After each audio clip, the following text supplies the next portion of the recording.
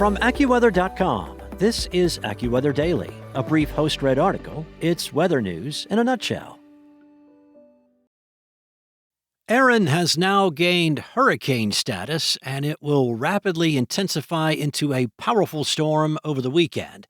It is expected to pass close enough to Puerto Rico and the Leeward Islands to unleash heavy rains, strong winds, and pounding surf.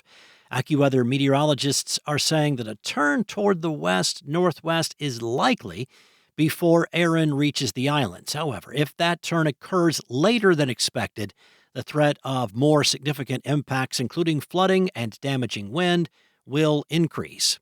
Erin strengthened from a tropical storm to a hurricane late Friday morning.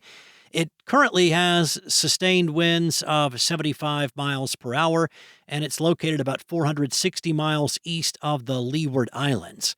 AccuWeather lead hurricane expert Alex De Silva said that atmospheric and oceanic conditions northeast of the Lesser Antilles will favor additional and rapid strengthening, with Erin to become a major Category 3 hurricane on Saturday.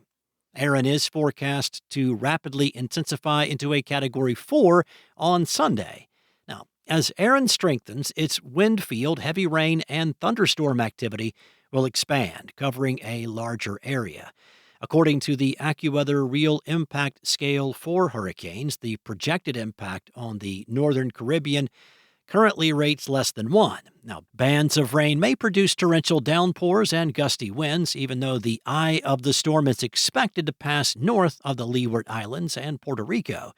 AccuWeather senior meteorologist Adam Dowdy said that many of these bands may occur as the core of the storm has passed or is moving away. The AccuWeather local storm max for rainfall in the Northern Caribbean is 7 inches. Areas where heavy rain persists or repeats will face the greatest risk of flash flooding and mudslides.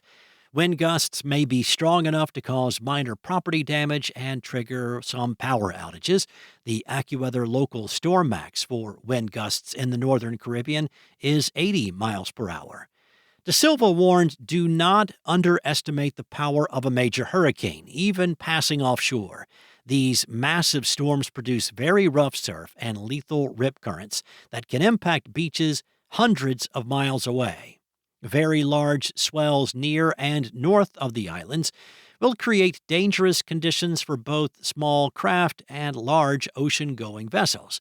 After passing the Leewards and Puerto Rico during the first part of the weekend, Erin is forecast to track northeast of Hispaniola, the Turks and Caicos, and the Bahamas later this weekend into early next week. The greatest threats to these islands will come from dangerous surf and coastal flooding on the north and northeast facing beaches. If Erin tracks farther west before turning north, it could bring more serious and dangerous conditions to areas from Hispaniola to the Bahamas. Beyond the Caribbean, Erin is forecast to maintain major hurricane strength as it turns more to the north-northwest and eventually north next week. Massive swells generated by the storm will propagate outward, creating hazards for coastal areas in the U.S. and Bermuda, and especially for vessels navigating the open waters in between. Deep-sea wave heights could exceed 50 feet.